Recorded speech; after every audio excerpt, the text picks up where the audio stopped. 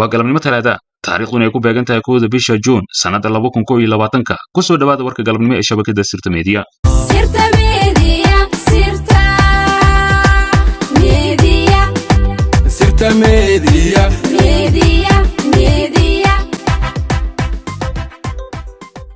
Soomaaliya waxay dhawaan galaysaa doorasho guud oo isugu jirta tan baarlamaanka iyo midda madaxweynaha taas oo lagu saleyn doono heshiiskii ay Muqdisho ku gaareen dawladda federaalka, dawlad goboleedyada iyo gobolka Banaadir. Doorashada Soomaaliya ayaa sidoo kale soo martay heerar kala duwan iyadoo inta badan uu yimaado isqabqabsi la xiriira tartanka kaas oo aan marnaba ka marnayn doorashooyinka dhacaya oo la filayo inay hareeyaan isqabqabsi sida uu qabo gudoomiyihii hore ee baarlamaanka Hirshabelle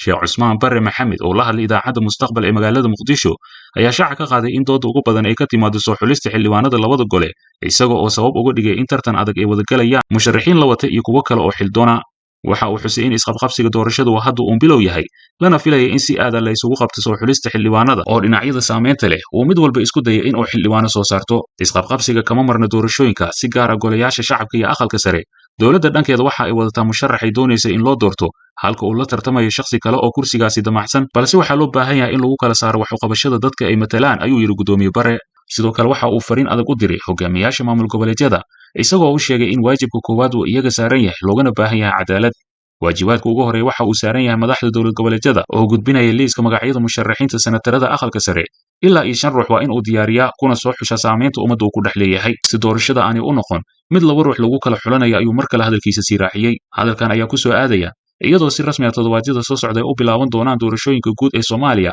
waxaana lagu horeyn doonaa soo xulista xildhibaanada labada gole ee baarlamaanka federaalka ah ee Soomaaliya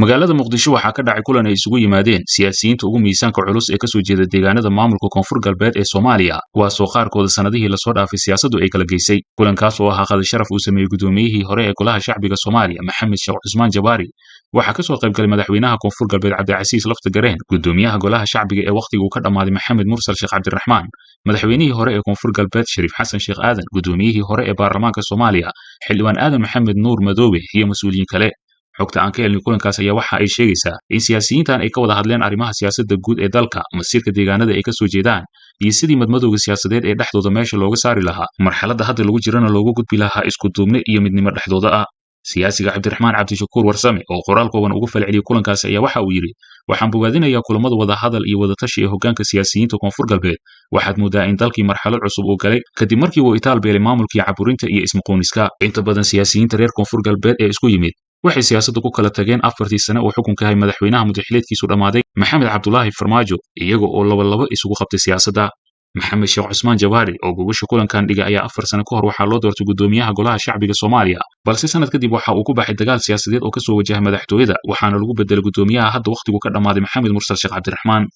sidoo kale Shariif Xasan Sheekh Aadan 4 sano ka hor waxa uu ahaa madaxweynaha dawlad goboleedka Koonfur Galbeed balse cadaadis ay saartay madaxtooyada Soomaaliya ayaa u saamixi weeday in uu mar kale u tartamo xilkaasi waxaana halkaasi rabitaanka dawladda dhex looga soo saaray madaxweynaha haatan hogaamiye Koonfur Galbeed Cabdicasiis Xasan Maxamed Laftagareen intii ay jirtay dawladda madaxweynaha waqtigiisu dhamaaday Maxamed Cabdullaahi Farmaajo waxa aad u yaraaday cilaaqaadka siyaasiyiinta miisaanka leh ee reer Koonfur Galbeed balse hadda waxay u muuqdaan kuwa gartay in aysan kala maarmin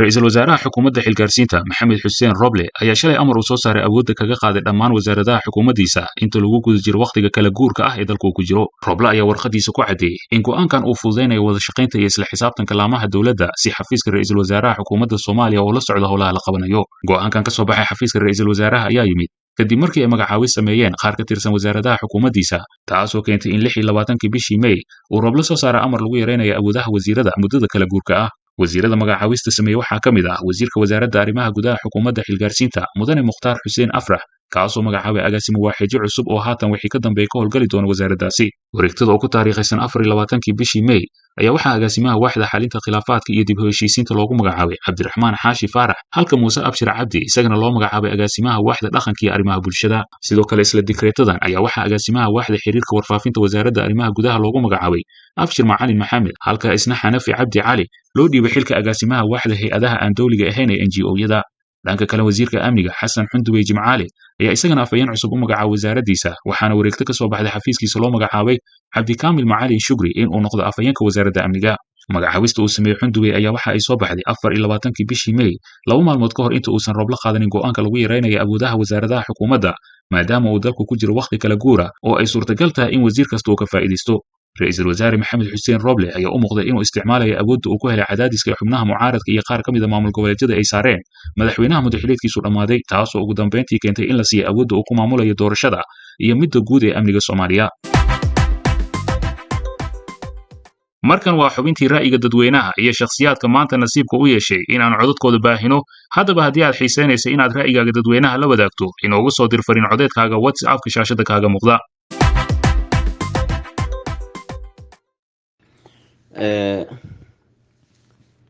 sirta media waa idin salaamayaa marka hore waxaan doonayaa inaan fikirkayga dhiibto magacaygu waa Ibraahim Maxamed Xuseen oo Sacuudiga ku nool jaamacad Malik Sacuudna dhigta xaqiiqatan markii laga hadlo horta inta badan sirta media aad baan ugu tixanahay waan dhageystaa weliba hadda saaka ugu dambeysay dhageysanayay wiilkii korneelka codkiisiina waa dhageystay xaqiiqatan nimiyo horta waxaad moodaa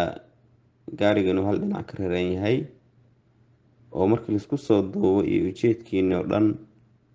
ay tahay kaliya yacni farmaajo nacayb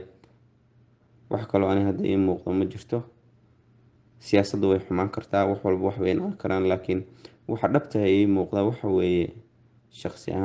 shakhsi nacayb inuu meesha ka jiro laakiin haddaan isbarbar dhigno anigu reer xamar baan ahay hadda dhowaan ka imid bishii koowaad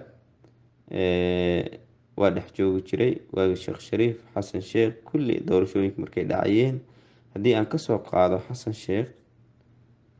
waxaa qaana xilliga jaamacadda Simada uu joogay iyo madaxweynaha markuu noqday tusaale haddaan kasoo qaado hantida ay reerkiisa yeesheen waxa uu isaga yeeshtay waxa Muqdisho uu ka sameeyay waxa Muqdisho uu ka dhistay dagaaladii uu ka kiciyay tusaale ahaan shabeellada hoose oo kale marka iyo qolooyinka deganaa qabaylada marka deganaa iyo qolooyinka kale yacni waxyaabahaas oo dhan markaad fiiriso iyo hadda 4 sano ugu dambeysay horta isku mid lama aha been yaa lisu sheegin waxaa tusaale usoo qaadanayseen dhaqaalaha la joojiya leedihiin dhaqaalaha la joojiyay waa gormee ninkan hadda jooga ha xumaadeen ha qurxaadeen waxay rabaan laakiin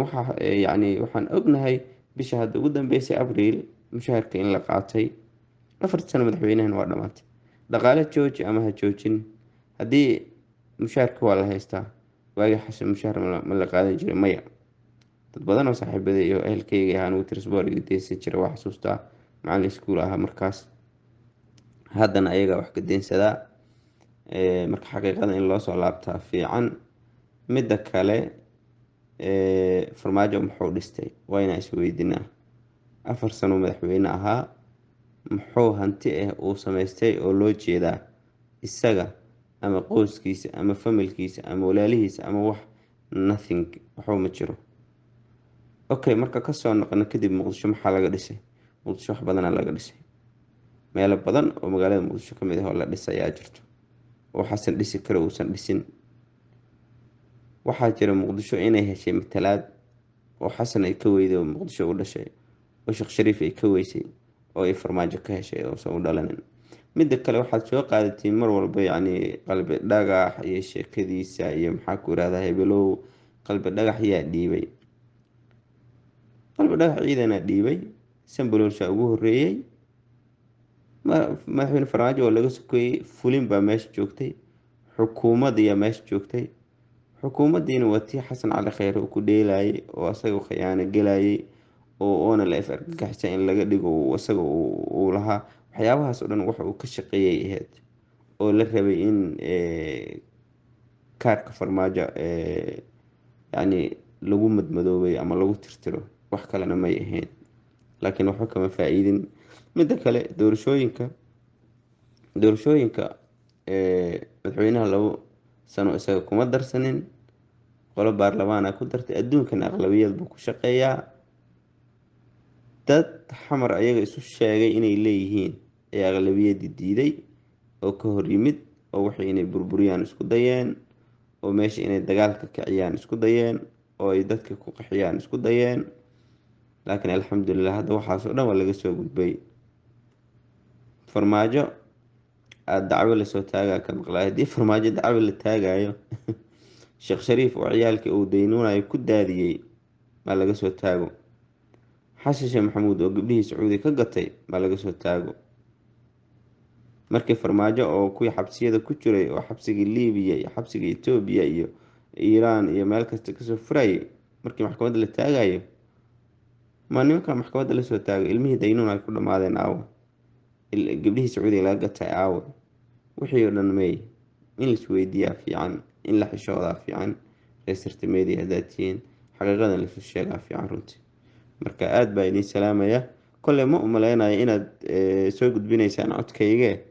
haddaada soo gudbinina xataa inaad maqashiin baa igu filan.